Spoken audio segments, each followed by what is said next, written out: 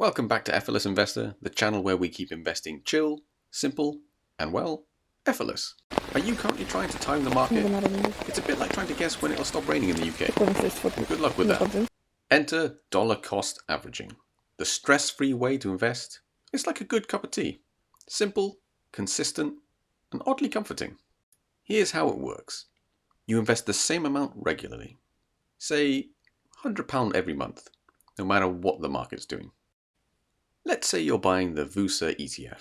That's the Vanguard S&P 500 tracker, giving you a slice of the top 500 US companies. In January, it might cost £70 a unit. So you grab 1.4 units, or shares if you like. In February, it dips to £50. Now you're getting 2 whole units, or shares, per £100 investment. With dollar cost averaging, sometimes your investment buys you more shares. Sometimes it buys you less. The strategy is that over time, the average cost balances out. No guesswork, no panic, just steady, consistent investing. If you're in the UK, think of it like Freddos over the years.